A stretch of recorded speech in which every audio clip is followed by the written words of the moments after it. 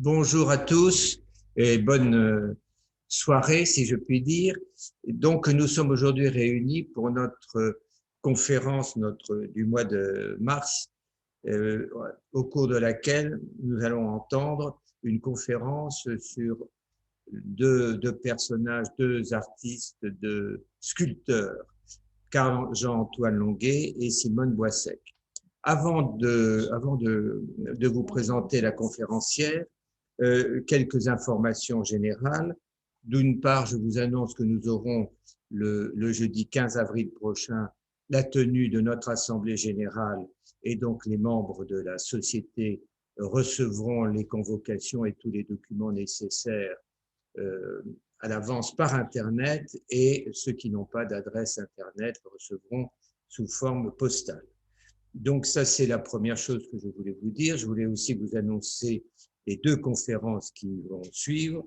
La première, ce sera le souvenir français dans le 6e arrondissement, donc conférence qui aura lieu le même jour, jeudi 15 avril, et le mois suivant, donc le jeudi 20 mai, nous aurons une conférence sur la police dans les quartiers de la rive gauche au XVIIIe siècle. Mais je ne veux pas être plus long et je voudrais vous dire quelques mots sur notre conférencière. Notre conférencière est Anne Longuet-Marx. Alors, elle a fait des études d'histoire de l'art et elle a un doctorat en littérature comparée. Elle est maître de conférences en littérature comparée à l'université Sorbonne Paris-Nord et elle a dirigé l'Institut culturel franco-allemand à Tübingen. Donc, ces curiosités sont essentiellement d'ordre littéraire et sur toutes les formes littéraires, artistiques de la période moderne et contemporaine.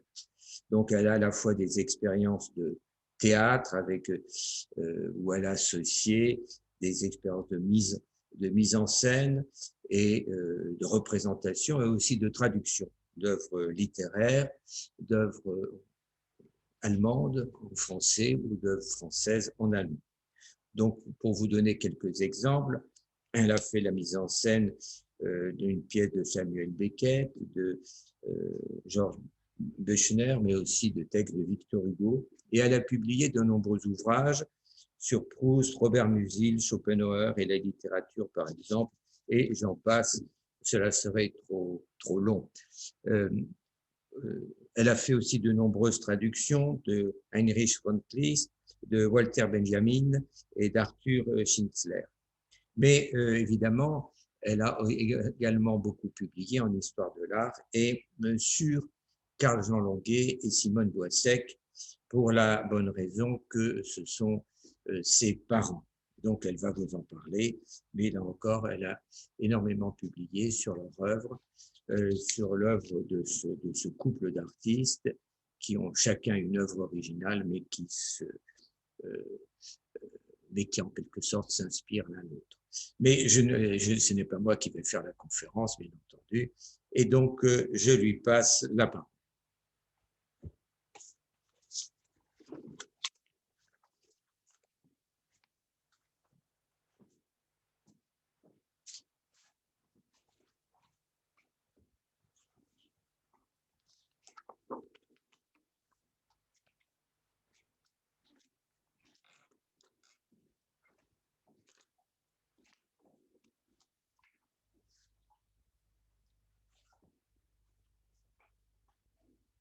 Merci beaucoup, Monsieur le Président.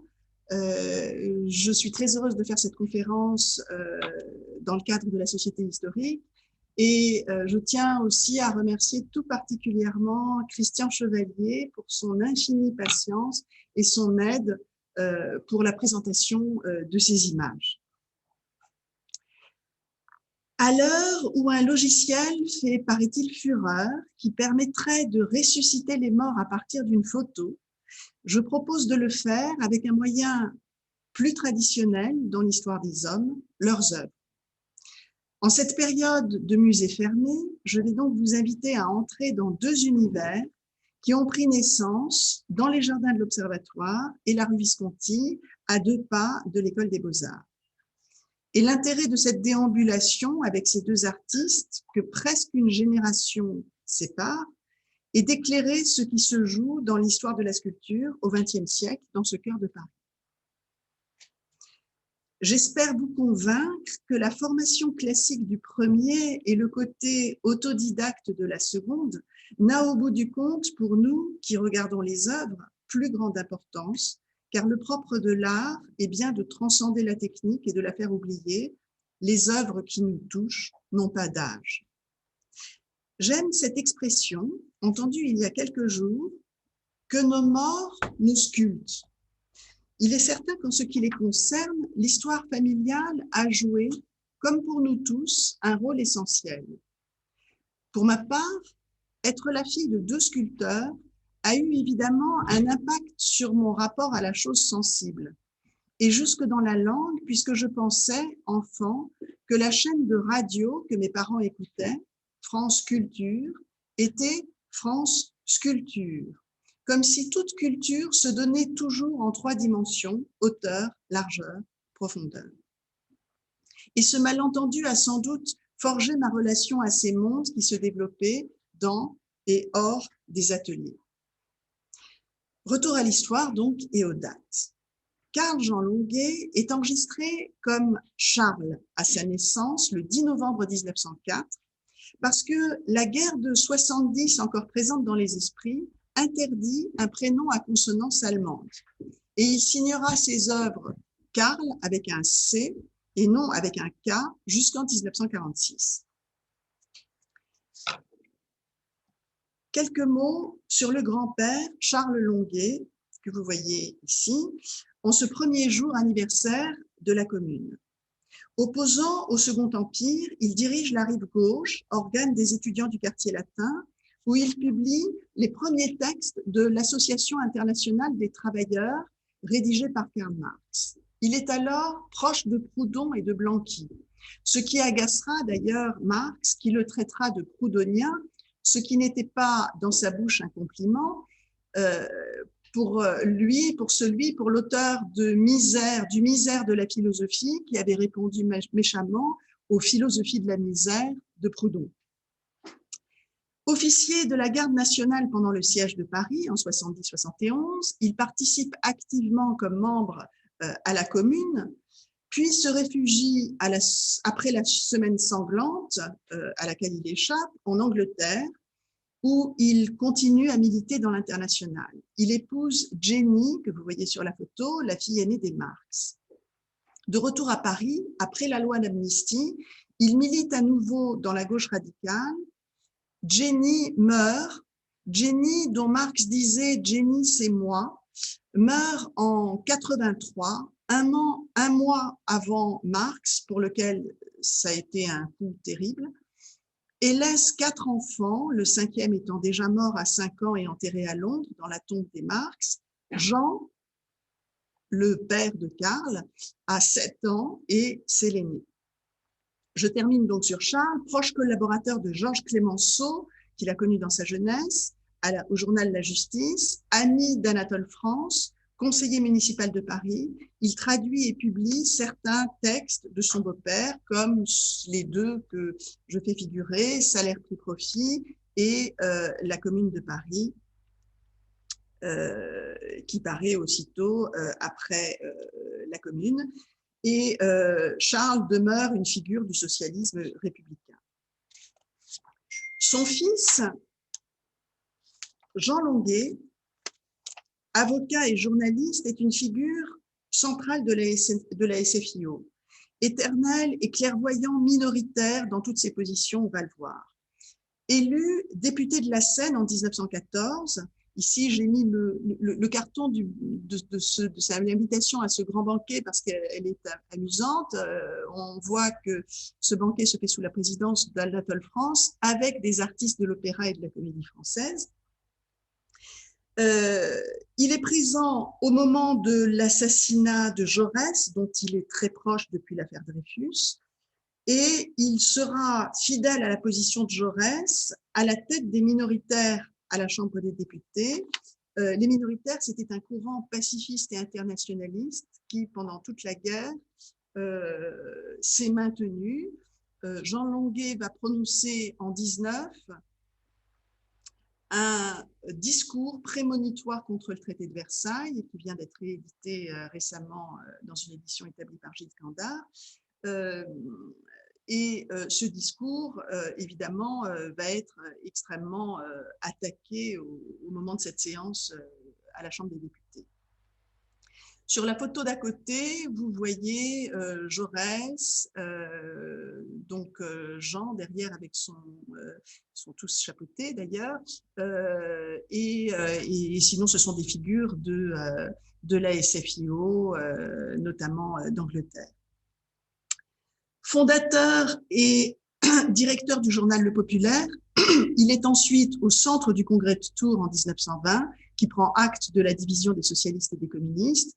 Il reste socialiste, refusant d'être inféodé à Moscou, dont il perçoit le rôle menaçant. Ici, au centre, avec devant Blum, on le voit au milieu, derrière dans la rangée, et à côté, j'ai voulu également mettre un article qu'il a signé, on voit sa signature en bas, dans le journal qu'il dirigeait à ce moment-là, Le Populaire, qui salue immédiatement après l'assassinat de Karl Liebknecht et Rosa Luxembourg en Allemagne, ces deux figures évidemment centrales, et ça c'était un geste assez rare parmi les socialistes de l'époque. Il est invité aux États-Unis en 1925 à faire une tournée de conférences. Ici, on voit l'invitation et le programme de cette tournée. La photo d'à côté qui figure sur la publication des Archives nationales, où se trouvent maintenant ces archives, et la photo de son arrivée à New York, que j'ai trouvée amusante. Et j'en profite pour dire que donc, ces archives sont aux Archives nationales et sa bibliothèque est conservée à Sciences Po. Dans ces années 30, son activité politique est intense, tant comme journaliste que comme avocat et maire de Châtenay-Malabry, dès 1933 en faveur des réfugiés allemands et autrichiens, puis des réfugiés républicains espagnols. Il entrevoit la guerre d'Espagne non seulement comme une répétition de guerre mondiale possible, mais comme le cœur de ce qui se prépare. Il organise notamment une projection d'un film de Buñuel à Châtenay en 1937. Et il meurt brutalement en 1938 d'un accident de voiture en Savoie.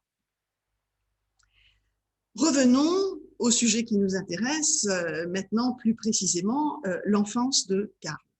Jean a épousé Anita Deveau, une militante et féministe rencontrée en 1900. La famille est d'abord installée dans une maison de la cité Boulard, dans le 14e arrondissement. Mais Karl, victime en 1910 d'un terrible accident de chemin de fer où il perd sa grand-mère maternelle, est de santé fragile et la famille quitte Paris pour un air meilleur à Châtenay. L'atmosphère familiale est celle d'intellectuels engagés avec une grande curiosité pour les arts et la littérature. Alors ici, on le voit, il doit avoir 9-10 ans, et j'ai placé à côté une peinture qu'il fait à 13 ans pour montrer ce que je vais dire maintenant, à quel point la peinture et l'art a déjà une importance pour lui. La maison est ouverte et accueille, outre les figures militantes de toute l'Europe, Anatole France, Romain Rolland, Bernard Shaw, que vous voyez ici sur la photo, avec le médaillon que Karl a fait dans les années 50 pour la Monnaie de Paris. Le jeune Louis Guillou, qui vient d'arriver à Paris et qui sera d'ailleurs hébergé par Jean Longuet quelques semaines. Jean Paulhan, adjoint à la culture de Jean, quand celui-ci est maire à Châtenay-Malabry, de 25 à sa mort en 1938. Karl montre des dispositions pour la déclamation, le chant et le dessin, comme on l'a vu, son père lui faisant découvrir notamment Rembrandt qu'il vénère, mais aussi Daumier et Steinlen qu'il collectionne. Il l'emmène souvent au théâtre ou à l'opéra, et Karl entend notamment Chaliapine, dont Jean était l'avocat. Et il avait une belle voix de baryton Martin, il gardera ce goût du chant et de la déclamation qui a fait nos délices à ma sœur et à moi toute sa vie.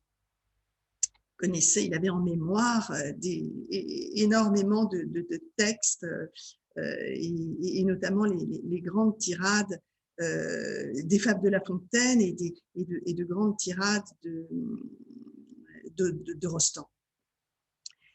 Au lycée Lacanal, en 1914, il est parfois traité de quart de Boche, en réalité 8e. Pendant la guerre, son père étant très attaqué comme député minoritaire avant d'être rejoint dans ses positions par Romain Rolland. Il commence comme caricaturiste en 1926, puis entre à l'école des arts décoratifs en 1927 dans l'atelier de Paul Miklos, où il se retrouve aux côtés du sculpteur Hdu. Paris attire alors les jeunes talents de toute l'Europe. En 1928, il entre à l'école des Beaux-Arts dans l'atelier de Jean Boucher, dont il devient le grand massier. Et ce premier buste que vous voyez ici, alors pardon, il fait d'abord un premier autoportrait peint, et à côté, vous voyez son premier buste probablement, qui est le buste d'un de ses camarades d'atelier, qui s'appelait Francis. Il fait un médaillon d'Anna de Noailles, qui était une amie de son père, de ses parents, et il y a une anecdote assez amusante. Donc, il est très jeune, je crois que quand il va la voir, il doit avoir 17-18 ans. Et Anna de Noailles, qui était une grande coquette, on le voit d'ailleurs sur la photo, le reçoit couché dans son lit et lui envoie ensuite une photo en lui disant « Ceci peut vous servir aussi, cher ami, mais Dieu merci, je n'ai pas ce nez-là, la main est exacte. » L'histoire ne dit pas si elle a été contente du nez que mon père finalement lui a fait. Le boxeur Milou Pladner, pour montrer évidemment des choses très différentes, pose dans son atelier également en 1928. Ici, c'est assez amusant, on voit le buste derrière l'arrière de Francis qui est déjà là, un autre buste également présent, et ce qui est aussi drôle, c'est qu'il est habillé, comme ce devait être souvent la mode à cette époque, en tunique russe. Il y a d'ailleurs un portrait de jeunesse où on le voit avec cette même tunique. En 1930, il commence à exposer au Salon d'automne des Tuileries et des Indépendants au Grand Palais. Sa production est encore, comme le veut la tradition de l'école, essentiellement tournée vers le portrait et le nu. Et vous en avez un exemple ici dans donc ce nu qui figure, c'est probablement Dina Birni, je vais en parler un peu plus tard, la muse et compagne de Mayol qui a posé pour lui. Et ici, c'est une photo de son atelier de Denfert-Rochereau dont je vais parler un peu plus tard. Il fait un premier buste de Marx qu'il expose au Salon des Indépendants en 1930. Une seconde version en 1936, que vous voyez en bas, puis une dernière en 1950, la plus aboutie et la plus secrète. Ce buste, en haut à gauche, ici sur la photo, pas plus que les deux premiers, né dans la géographie, qui caractérise la plupart des représentations de Marx, dont le culte a engagé à tous les excès. À cet égard, un des plus monstrueux, si certains le connaissent, se trouve sur sa tombe à Londres, sommet de lourdeur avec ce mélange de brutalité et de massivité impersonnelle. Ici, c'est le portrait d'un homme, une présence mystérieuse et calme, c'est un visage, un regard et c'est un volume. Le sculpteur ne renonçant à rien de ce qui lui importe dans sa recherche plastique. En 1931, le directeur du Petit Palais fait l'acquisition de La Jeune fille à la pomme, que vous voyez ici, pour les collections du musée. En 1932, il est lauréat du Conseil supérieur des Beaux-Arts et obtient une bourse d'études pour l'Espagne. Il travaille à un couple, appelé aussi Le Baiser, taillé dans le granit puis dans le marbre, il y en a deux versions, qu'il inscrit nettement dans la proximité de Rodin, dont on se détournait à l'époque. La forme qui surgit de la masse comme une seule présence réunie dans la dynamique de l'enlacement est tout à fait caractéristique. Derrière, je commente un tout petit peu, vous voyez dans l'atelier, donc c'est l'atelier de Denfert-Rochereau, le buste de Francis. Au premier plan, une tête de femme qui sera installée dans le paquebot Normandie. Et puis,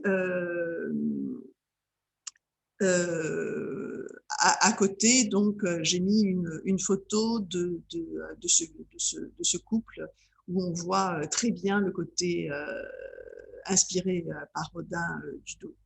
Il se situe donc dans une grande chaîne sensible, inspirée tant par Rodin que par Mayol. On le voit évidemment avec l'autre nu assis dans l'atelier, qu'il admire énormément à cette époque. Il s'installe en 1935 dans l'atelier de l'avenue d'Empereur Rochereau.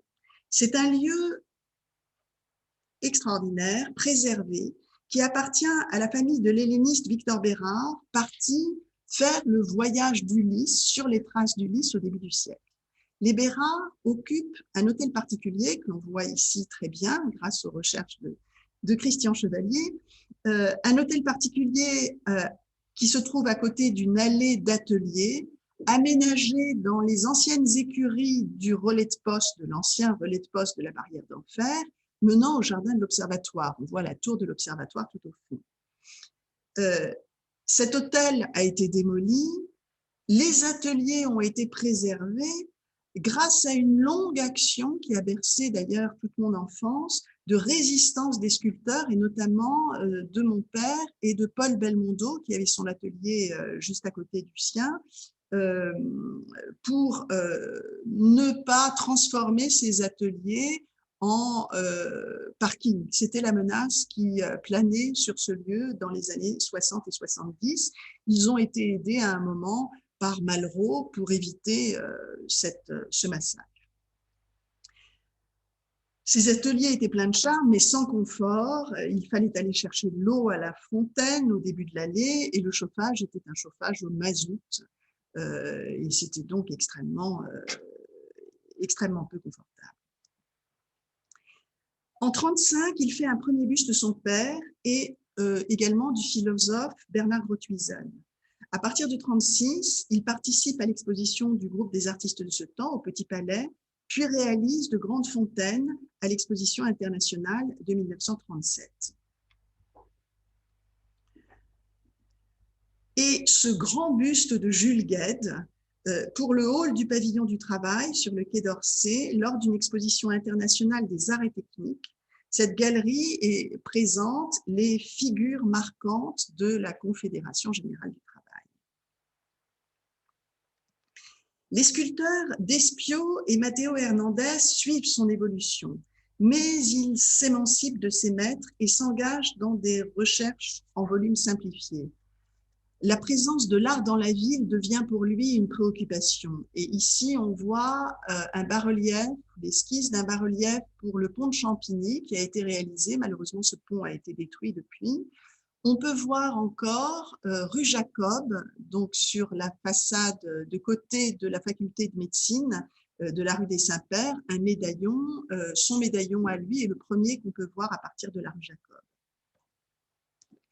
Il fait le buste de Mary Merson,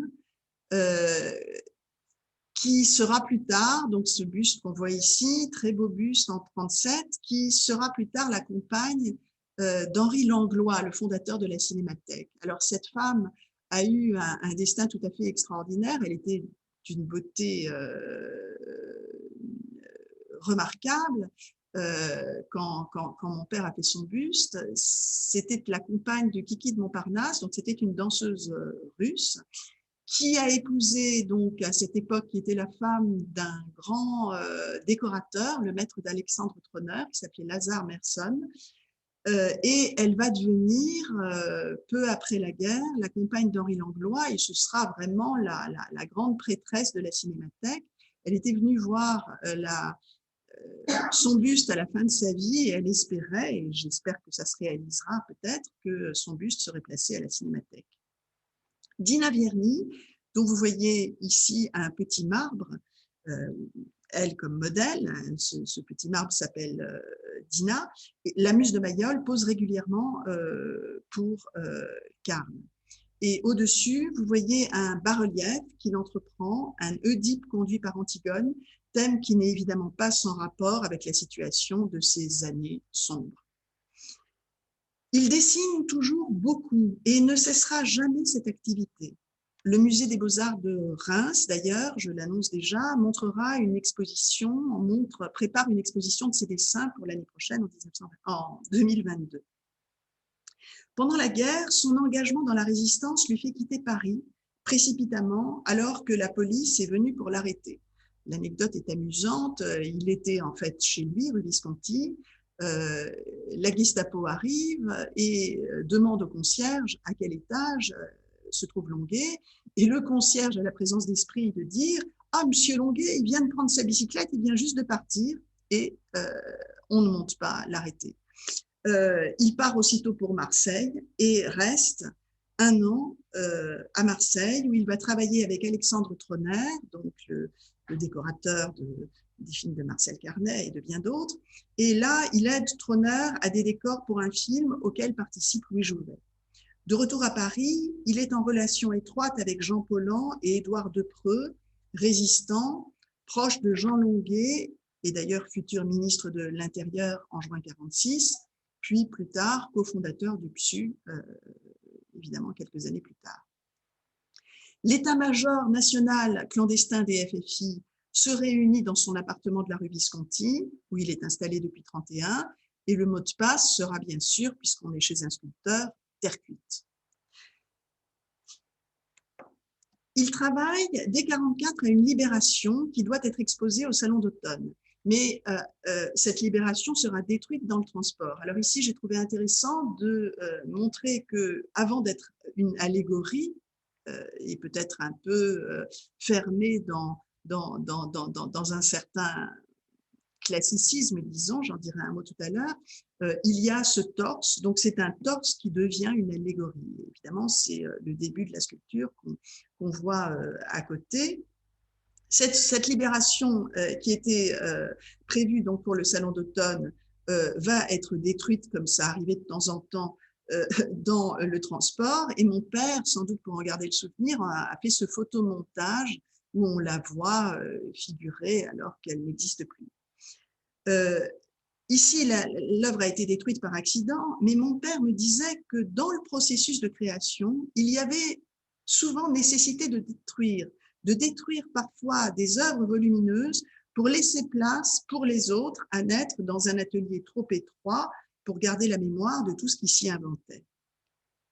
Il expose à la galerie Ruenschel avec Fernand Léger, dont il fera le portrait pour la Monnaie de Paris. Puis il travaille à un monument en pierre pour les résistants de la police, qui est installé aujourd'hui à l'intérieur de la préfecture de Paris. On voit son expression change, son rapport à la figuration se modifie considérablement. Voilà l'œuvre Boulevard du Palais, photo prise à l'époque et elle est maintenant à l'intérieur de la préfecture. C'est le moment de faire entrer notre seconde figure dont la rencontre va avoir un impact indéniable et accentuer le tournant que va prendre la production de Carl. Simone est née le 7 avril 1922 à Alger. Son père, que vous voyez ici sur la photo, Émile Boisec, élevé au collège jésuite Saint-François-Xavier de Vannes, est très tôt conscient de l'enjeu de la défense de la langue et de la culture bretonne. En 1914, il est mobilisé en Kabylie et rédige un manuscrit où il consigne ses observations et impressions et va même recueillir des contes kabyles. Il contracte le paludisme et la dysenterie et est rapatrié en France, puis hospitalisé. En 1919, il suit son frère jumeau à Alger et rentre dans l'administration militaire, qui conviendra d'ailleurs très mal à son tempérament de poète. Il rencontre une jeune pianiste, orpheline et sans famille, arrivée de Smyrne, Suzanne Defer, qu'il épouse en juin 1921. C'est aussi le début de son engagement militant pour le maintien et le renouveau de la langue et de la culture bretonne.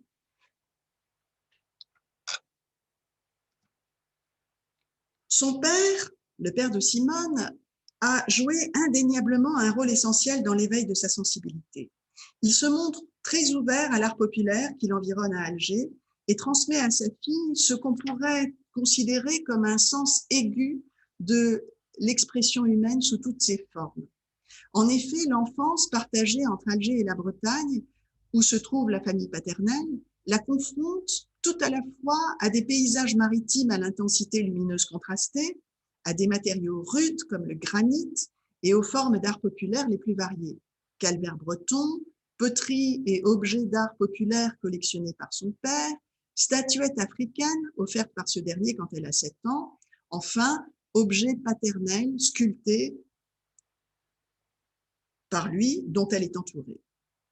Tout cela forme un terreau pour l'enfant, à côté des livres d'histoire de l'art que le père compose avec ce qu'il connaît du musée des Beaux-Arts de Nantes, qu'il fréquente jeune homme, et du Louvre. L'intelligence de l'enfant s'aiguise en même temps que son regard avec cette intime conviction transmise par son père que chacun porte en soi un univers poétique qui ne demande qu'à s'exprimer par toutes les formes sensibles. Cette enfance, poreuse à l'art sous tous ses aspects, et non seulement l'art occidental, quotidiennement confrontée à l'inventivité paternelle, a une importance capitale dans la constitution de sa sensibilité. Son père, pourrait-on dire, est en quelque sorte son premier sculpteur-poète primitif. Voici ce qu'elle en dit en 2007. Il était très inventif, peignait, sculptait des médaillons, mais aussi des panneaux de bois qu'il appelait ses armes, non par besoin de se distinguer, mais pour figurer sa foi en Dieu, dans l'homme, dans sa Bretagne, convaincu de la force de cette culture primitive qu'il exaltait. Il se sentait primitif. Elle ajoute, avec quelque chose du primitivisme des calvaires bretons, à la fois précieux, recherché et primitif, pas seulement spontané mais fort, civilisé dans l'intelligence mais pas dans les manières. Il mettait son point d'honneur à être sauvage, et c'est ce côté-là qui m'avait l'air d'être le vrai ressort de l'art. Alors ici, vous voyez évidemment le côté extrêmement militant de mon grand-père, qui non seulement a tenu un livre sur l'enfance de Simone, mais l'a fait figurer ici, avec son, on voit qu'elle est déjà très décidée, elle a 3 ans, mais elle a vraiment un regard, et évidemment, il lui faisait répéter qu'elle était avant tout bretonne, et on le voit avec cette hermine qui l'entoure. Les activités principales de Simone sont le dessin, le piano enseigné par sa mère et surtout la lecture. Claudélienne à 15 ans, Gidienne à 18 et toujours grande lectrice des poètes de son temps. La poésie va avoir une importance essentielle pour elle. Mais comme me le faisait remarquer Christian, qui a trouvé qu'il fallait mettre cette photo parce qu'effectivement elle figure bien comme le mouton noir, voilà une photo de classe de terminale, elle a 18 ans et elle est en effet... Elle était extrêmement rebelle. D'ailleurs, à 18 ans, la scène est mémorable, donc je la rappelle très rapidement. Elle s'entendait très mal avec sa mère, qui était plus rigide et plus conventionnelle, et elle va tirer la nappe d'un repas familial et quitter l'appartement. Elle ira ensuite dans une pension, parce qu'à 18 ans, à l'époque, on était mineur, et ensuite, elle louera un appartement avec une amie, mais elle est, on le voit déjà, extrêmement indépendante. Donc, elle prend quelques cours de modelage, déjà adolescente, puis hippocagne, esthétique et psychologie à l'université d'Alger. Elle a acquis à 20 ans des objets. Elle collectionne déjà des objets et masques de Colombie-Britannique. Ici, c'est un oiseau qu'elle a trouvé sur un marché à Alger, avec lesquels elle dit entrer en dialogue. Ce qui l'intéresse avant tout dans ces objets, c'est qu'ils sont d'abord des objets symboles, selon son expression.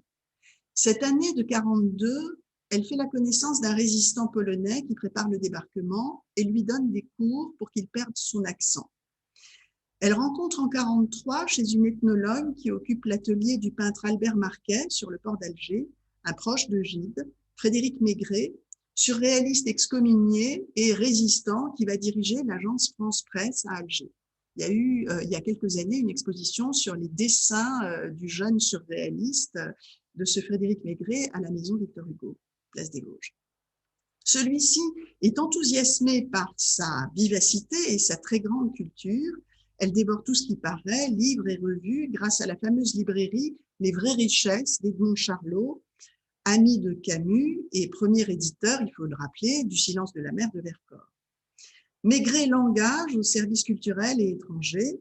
Il lui confie, sachant sa passion pour Gide à l'époque, un entretien avec Gide à la mort de Mayol. Et ce sera son premier texte publié sur la sculpture.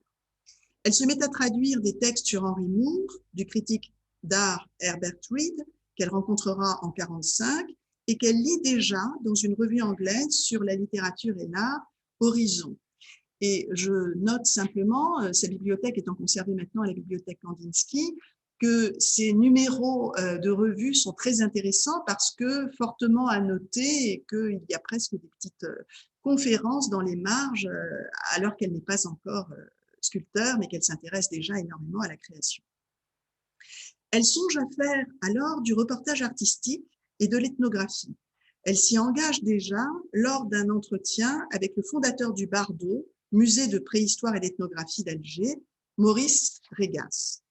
Ce lien entre curiosité ethnographique et artistique n'est pas surprenant.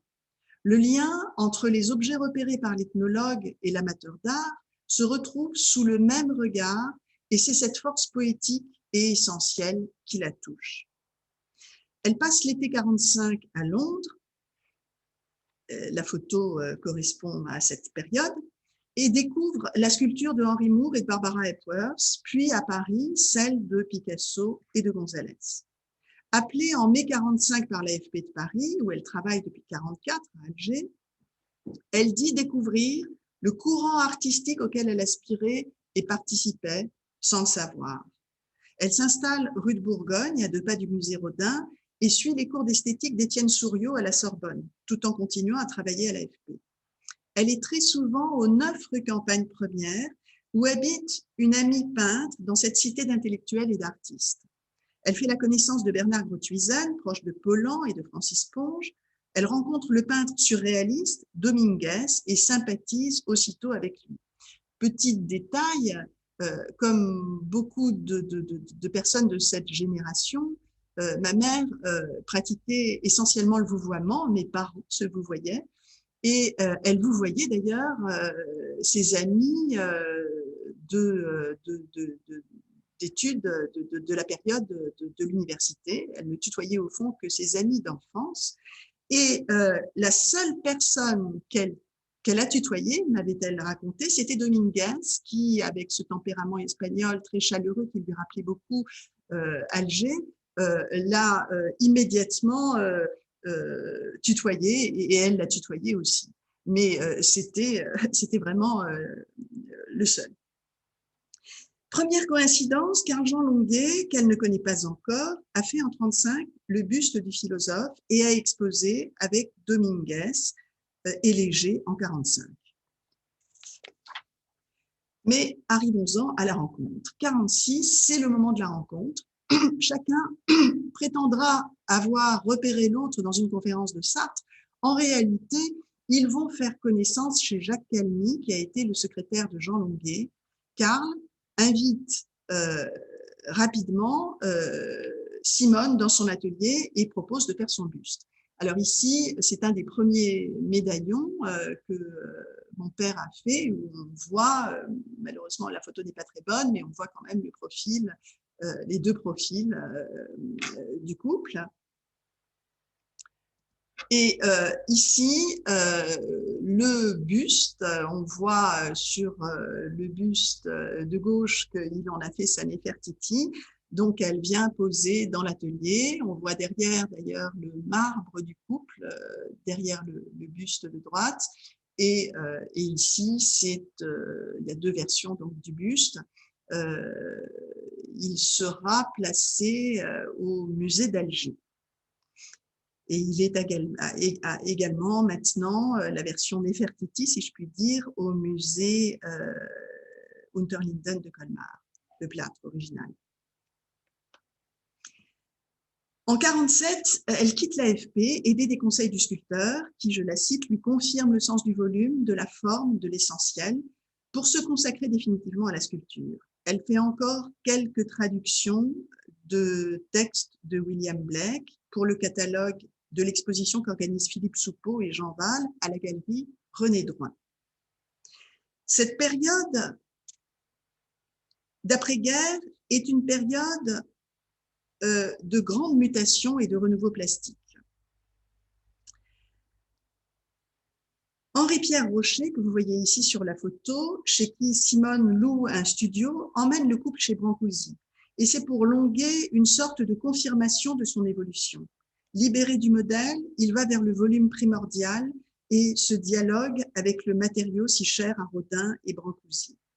Le couple se marie le 24 juin 1949, ici c'est une photo du mariage, et s'installe dans l'atelier de Dampert Rochefort. Henri-Pierre Rocher, qui est ici à côté du couple, est le témoin de Simone. Henri-Pierre Rocher, donc, je le rappelle, qui était à la fois collectionneur, ami de beaucoup d'artistes et l'auteur du fameux Jules et Jim, filmé ensuite par Truffaut. Il passe l'été à Golfe-Juan avec Picasso et Dominguez et Simone ramène quelques pièces cuites à Vallauris. Donc ici, on voit quelques photos. Celui qui porte la tête comme un minotaure, c'est Dominguez. Et ici, le tableau offert par Dominguez pour le mariage. Je vous lis la dédicace qui est un petit peu effacée. Pour mes très chers amis les Longuet, les amoureux, tableau de mariage, Dominguez, 49. Les débuts fulgurants de Simone Boisec, c'est ce dont je vais parler maintenant. Simone va très vite trouver son langage propre, inventant une mythologie nourrie par la flore tropicale, la lumière d'Afrique et le rythme des calvaires bretons. Elle est surtout rétive à toute forme académique, attentive aux signes et aux manifestations du vivant. Elle commence par des orans, ici un oran, figure en prière. Ce n'est pas un vase, précise-t-elle, mais une présence, ce que l'artiste recherchera dans toute son œuvre et ce vers quoi elle reviendra jusque dans sa dernière figure, en 2012, à 90 ans, car elle travaille toujours. En 1952, elle découvre l'art mexicain au musée d'art moderne. Le couple s'installe rue Visconti et Simone entre dans son atelier pour la première fois. C'est aussi l'année de sa première exposition. Objets et fleurs sauvages, c'est le titre de l'exposition, à la galerie Mère, rue Bonaparte, participe de cette inspiration africaine dans l'invention de tout un vocabulaire formel très affirmé, objets sauvages, fleurs carnivores. Alors ici, on voit au musée de Lyon, dans une salle où ce sont essentiellement des œuvres de 49, donc derrière, ce sont des tableaux de Picasso, des sculptures donc de cette période, une dualité qu'on voit au premier plan. C'est la sculpture qu'on voit sur l'affiche d'invitation à cette conférence, de l'autre côté, la fleur carnivore. Ce sont des terres cuites chamottées, noires, mates, accentuant l'aspect volontairement brut. Son style s'impose plutôt en angle qu'en rondeur, avec des surfaces crénelées, des piquants, tout en élancement. On le voit, cette dualité est plutôt rude et très loin du couple de Longuet, tout en sensualité qu'on a pu voir tout à l'heure. Sur le livre d'or, le soir du vernissage de Simone Longuet-Boisec, c'est ainsi qu'elle signe alors, on peut lire les noms de Dominguez, bien sûr, et des sculpteurs César, Stali, Giglioli, Zadkine, Tristan Tzara, Yves Klein, qui était le fils d'un couple très ami, de Marie-Raymond et Fred Klein, très, très proche du couple Longuet-Boisec, le poète et critique Michel Sefort, et même le Minotaure de rue des Beaux-Arts, la librairie surréaliste venant d'ouvrir en 1948. Dès ses débuts, le tempérament de l'artiste s'affirme avec force dans sa singularité rugueuse, comme ne manque pas de le relever le critique de combat en 1959 qui, pour le Salon de mai, je le cite, écrit « La salle de sculpture est tout aussi futuriste », faire allusion à la salle des peintures, on y remarque la ville resserrée et verticale de Simone Boisec, dont les toits s'élèvent comme des fers de lance.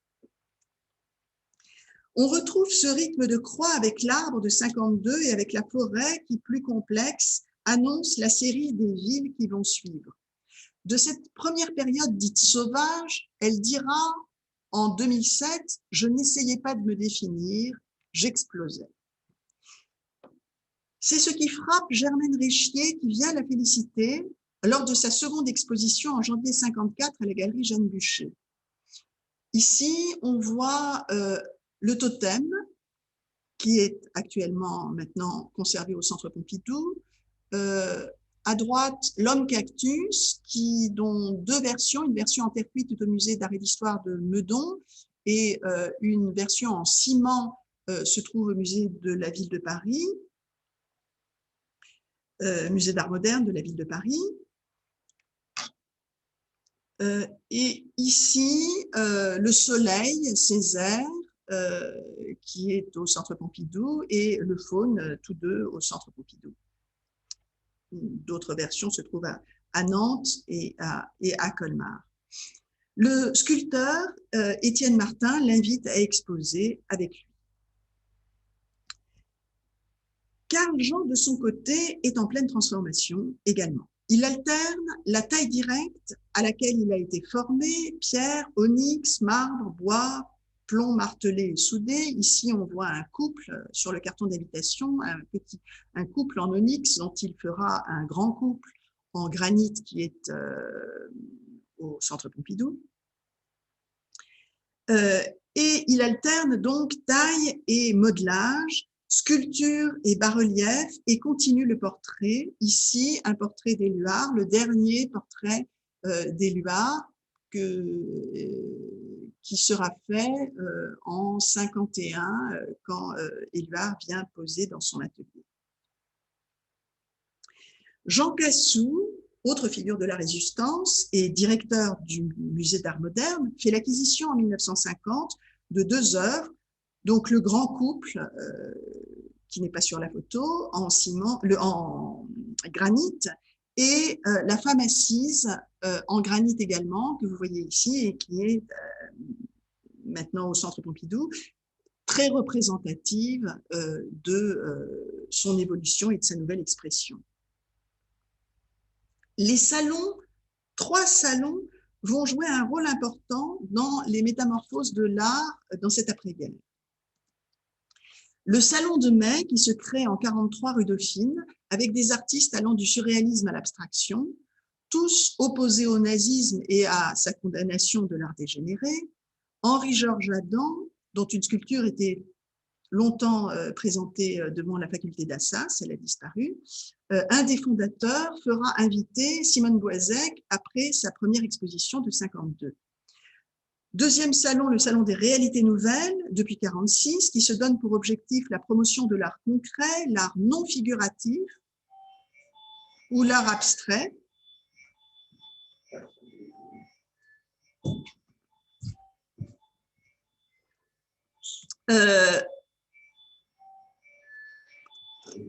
C'est dans mon sac. Il n'y a qu'à mettre mon sac dehors. Désolée. Ce salon des réalités nouvelles qui réunit Jean Harpe, Sonia Delaunay, Soulage et les artistes de la galerie Jeanne Bucher, où Simone Boisec va exposer en 54. Ce salon se tiendra au musée d'art moderne, mais aussi parfois au musée du Luxembourg. Et enfin, le salon de la jeune sculpture en novembre 48, qui présente les nouvelles tendances, l'art non figuratif, mais non exclusivement, puisque Germaine Richier en fait partie également. Les expositions, elles se tiennent au musée d'art moderne de la ville de Paris et au musée Rodin. À partir de cette époque, ils exposent tous deux et font partie de ce qu'on va appeler la seconde école de Paris dans ces années 50. Ils sont associés à ce que le critique Michel Tapier appelle « sculpture d'un temps autre », qui repose les questions cruciales du dialogue entre la figuration et l'abstraction et dessine une voie nouvelle dans une exposition qui aura un grand retentissement en 57 sculpture d'un temps autre, précisément. Alors là, ce sont uniquement des œuvres de Carl-Jean Longuet que je vais commenter un tout petit peu. En haut, à gauche, c'est un opéra de Pékin de 53 où on voit que la représentation et les rythmes sont en train de modifier grandement son rapport à la figuration. À côté, l'homme qui se trouve... Alors, l'opéra de Pékin se trouve, l'original se trouve au musée de la piscine de Roubaix. L'homme, qui est maintenant au musée des Beaux-Arts de Nancy, est très intéressante. C'est un plomb martelé et souté et c'est vraiment la revisitation du penseur de Rodin après sa visite à Brancusi. En bas, un hommage à la musique, dont le plâtre original se trouve au musée des Beaux-Arts de Reims. Et enfin, le jeune homme endormi, grand plâtre, là aussi il existe un plomb, mais le grand plâtre original est au musée Unterlinden de Colmar. Souvent qualifiée de non figurative, la figure n'est pourtant jamais loin. Soleil, arbre, tour, forum, citadelle, sans parler du Balzac. Alors le Balzac ici, vous le voyez, qui bien sûr ne représente pas l'auteur, mais le projet de l'auteur, c'est-à-dire sa comédie humaine, puisque Balzac parlait de sa comédie humaine comme d'une architecture, et c'est bien ce que Longuet a voulu représenter ici. D'ailleurs, comment faire un Balzac après celui de Rodin, tellement génial. Donc ici, ce Balzac représente d'une certaine manière la comédie humaine comme architecture. Il faudrait voir la sculpture sous tous ses aspects, et on peut la voir au musée Balzac dans la salle de la comédie humaine, justement rue Renoir. Et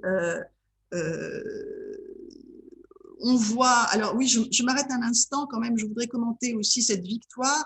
Là aussi, on voit à quel point c'est dans l'allée toujours de Dampierre Rochefort, à quel point son style a évolué par rapport à la libération un peu contrainte malgré tout, dont on se souvient de 44. Ici, on est 10, 12 ans plus tard, mais évidemment, le rapport des volumes est beaucoup plus libre et on est déjà dans un vocabulaire complètement nouveau. Et enfin, un grand bois qu'on voit dans l'atelier avec derrière une sculpture qui s'appelle l'Arbre aux enfants. On peut distinguer comme un personnage qui étreint effectivement une structure. Donc, tout ça, ce sont des œuvres de Longuet. Mais pour ce qui concerne Boisec, il y a aussi des figures totémiques, des soleils, des citadelles. Tout ça, ce sont des figures. Et un blason qu'on peut voir rue de l'Université dans les jardins de Sciences Po. Va commencer pour tous deux une période qui est celle de leur dialogue avec l'architecture. Longuet s'engage dans ce qui va l'occuper jusqu'à sa mort en 81, la grande aventure du 1% avec les architectes. Il travaille notamment avec Novarina, Blanchot, Paquet, Vago, Stoscope, Raymondet, Demailly, et René Blanchot, le frère de Maurice Blanchot, définit son style comme une sculpte architecture qui, il invente ce mot, qui ajoute sa dimension vivante et humaine à l'œuvre de l'architecte. Je cite ce passage d'une lettre de 59. « En attendant ce 100% de la sculpte architecture, il nous faut vivre l'ère du 1%. Il me plaira beaucoup d'aller voir de temps à autre ses œuvres et d'assister à cette métamorphose d'un bloc grossier en quelque chose où sera enfermée une pensée qui s'éclaire sans l'aide des mots. Heureux métier que le vôtre. » Donc ici, on voit à gauche une fontaine qui est encore à Créteil et à droite, une tour qui se trouve dans un lycée à Massy-Villegénis. Il va également travailler à des bas-reliefs. En bas, en brique, c'est à l'université de Toulouse, Toulouse-le Mirail. Et à droite, c'est un bas-relief qui est édité par La Monnaie, qui s'appelle Labyrinthe et qui montre très bien son travail à cette époque. Mais je voudrais dire un mot sur son rapport à l'histoire et à l'engagement. L'histoire et l'engagement tient une place dans l'œuvre de Carl-Jean Longuet sous forme non seulement des portraits, comme on l'a vu tout à l'heure, ou de monuments, les résistants de la police, mais aussi des hommages quasi abstraits notamment cet hommage à la commune, en ce premier jour anniversaire du 150e anniversaire de la commune, ce bois qui figure, qui s'appelle aussi la nuit, hommage à la commune, et qui figure, on peut l'imaginer, le mur des fédérés, et à droite, un hommage à Allende qui ici est présenté comme un arbre foudroyé mais debout, et cet hommage à Salvador Allende avait été vu par Vercors, un ami de mon père, et qui avait écrit ces quelques lignes, enfin j'en ai extrait la fin. La maquette de votre monument à Salvador Allende, elle m'a beaucoup frappée par sa beauté plastique, par l'élan de ses formes, évoquant le souvenir humain enfermé dans une arborescence à la fois minérale et jaillissante. Je vous adresse mes vives félicitations. Et cette œuvre est maintenant visible dans un parc à Châtenay-Malabry. Le couple est également engagé dans des actions contre les guerres coloniales en Algérie, avec Maurice et René Blanchot en 61, comme plus tard contre la guerre du Vietnam. Au moment de 68, il mène une série d'actions à Paris avec le peintre Jean Hélion et participe à une réflexion sur l'art dans la cité. Et ce petit dessin que j'ai retrouvé, malheureusement, je n'ai pas retrouvé le dessin de mon père, a servi pour une affiche de 68. Donc ça, c'est un arbre de Simone Boisec. Et cet arbre va me servir de transition pour maintenant parler de son rapport à l'architecture. Une équipe de L vient dans son atelier de la rue Visconti, donc en 57, et on voit que son atelier est déjà plein, avec même une double échelle, puisqu'il peut y avoir aussi beaucoup d'instruments. La fin des années 50 correspond au début de son expérience avec les architectes. Elle passe à une épure d'architecture. La citadelle figure comme une suite de la forêt qui s'est transformée en architecture. Cette citadelle inaugure une réflexion sur l'espace et la série des villes. Elle réalise en 1976 un ensemble sculpté sur 200 mètres carrés, le Forum, à Provins. Je la cite, « Créer un espace rythmé par ma propre sculpture dans lequel j'imagine une vie collective qui intervient dans un cercle isolateur. Je reste toujours centrée sur la communication dans un espace protégé. » Alors, elle a fait toute une série de théâtres de verdure, dont on peut voir également des versions au Musée des Beaux-Arts de Reims et bientôt à Dijon.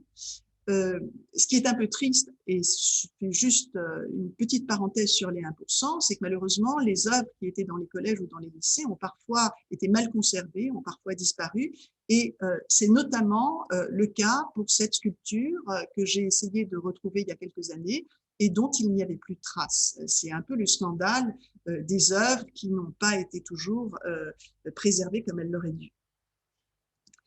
Ces propos de l'artiste que je viens de citer tout à l'heure annoncent les ponts qui se font déjà entre cette période de recherche d'un espace idéal et celle qui suivra 20 ans plus tard avec les mausolées de voyage, c'est le nom qu'elle a donné à ces sculptures, s'inscrivant eux-mêmes dans la continuité des vanités qui commencent en 82 après la mort de Karl. Ces mausolées de voyage se succèdent de 92 à 98. Le traitement des surfaces se transforme.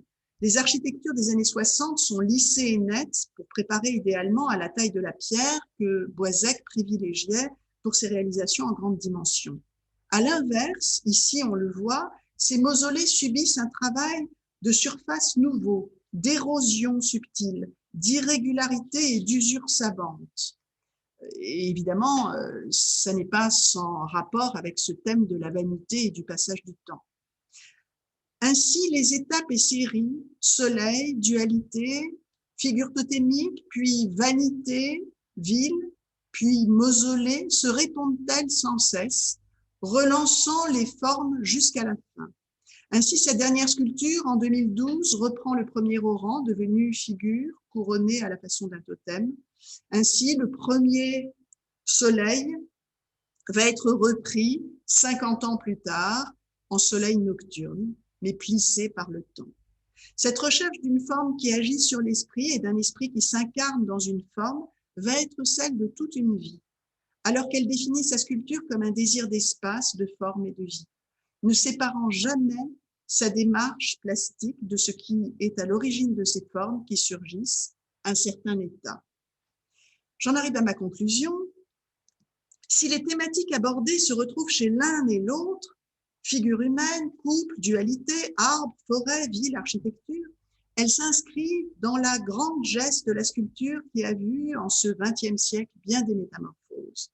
Deux mondes sensibles pour lesquels l'aventure de l'art est celle de la vie, deux mondes qui nous rappellent ce qu'est la vie des formes. Car pour ce couple, l'aventure de l'art n'a pas été seulement celle des collections et des galeries, mais aussi de l'ouverture vers la cité. Leurs œuvres sont donc visibles dans l'espace public, mais aussi dans les musées de province. Alors, je vais en citer quelques-uns: Colmar, Lyon, Saint-Étienne, Nantes, Dunkerque, Reims, Metz, Nantes, Valence, Dijon, Agen, mais aussi à Paris, au Musée d'art moderne de la ville de Paris et au Centre Pompidou, ainsi qu'au Musée d'art et d'histoire de Meudon. Leurs archives et bibliothèques sont conservées à la bibliothèque Kandinsky au Centre Pompidou. Une exposition des dessins de Simone Boisec est actuellement en quarantaine au lac de Dunkerque, mais sera prolongée jusqu'en novembre, et à Auray ouvrira en mai pour 3 mois une exposition sur le couple et la Bretagne. Enfin, j'ai annoncé que le Musée des Beaux-Arts de Reims prépare une exposition sur les dessins de Karl Jean Longuet pour 22. Je profite de cette présentation trop rapide pour vous inviter à les retrouver dans un ouvrage qui paraîtra en octobre à l'Atelier Contemporain sous le titre emblématique « Le soleil et l'envol ». Enfin, un recueil de poèmes de Jacques Roubaud est à l'étude, un recueil de poèmes sur Simone Boisec est à l'étude chez un grand éditeur avec ses dessins, et on peut d'ores et déjà entendre la voix de Simone Boisec avec ce Boisec que Gilles Fage a fait paraître il y a quelques mois dans sa collection Paroles d'artistes. Je vous remercie.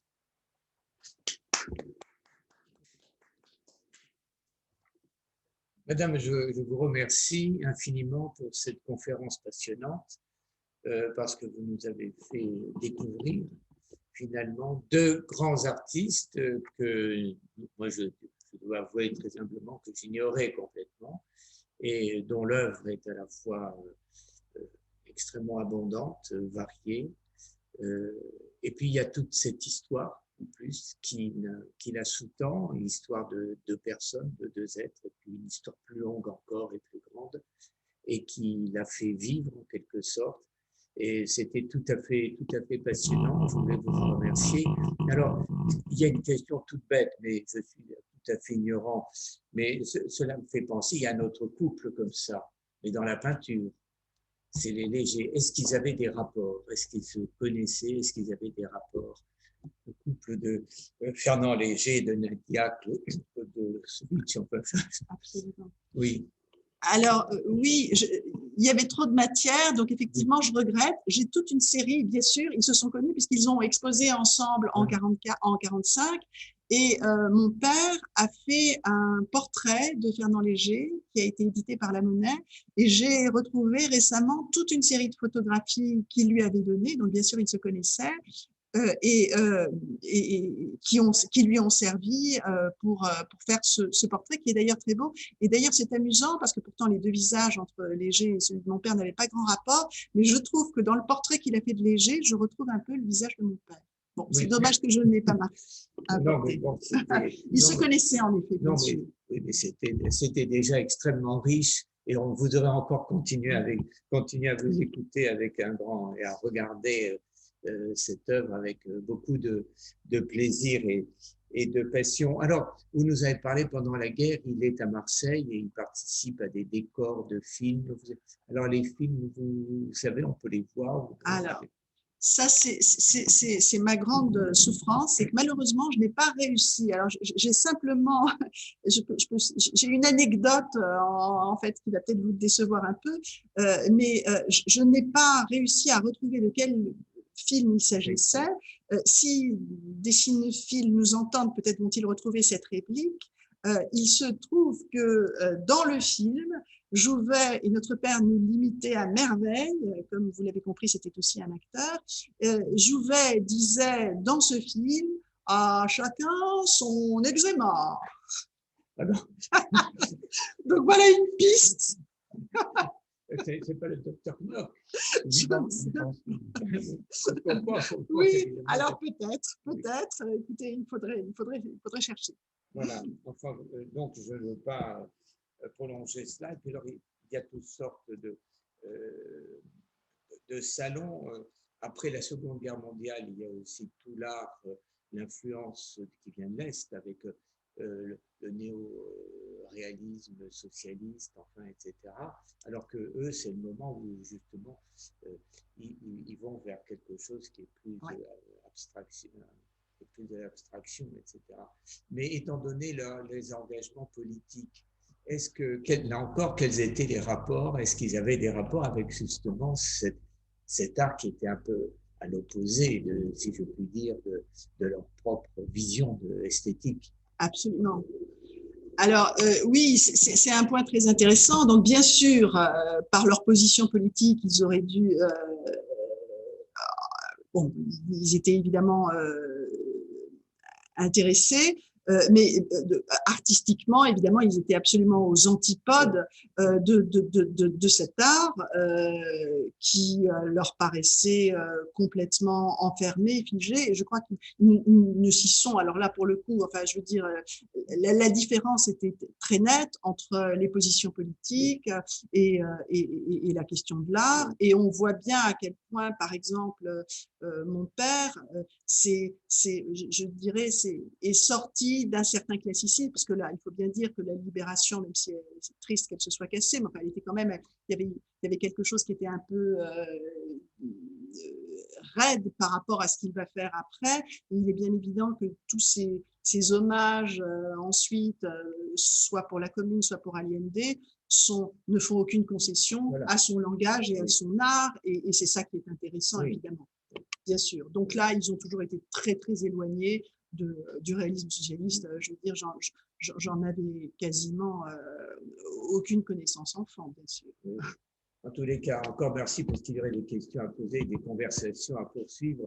Mais encore 1000 fois merci de nous avoir proposé, de nous avoir livré, ainsi qu'à tous les membres, tous les auditeurs, tous les membres de notre société, de nous avoir fait découvrir de grands artistes qui sont des grands artistes du 6e arrondissement. Voilà. Absolument. Merci beaucoup. Merci à vous. C'est pas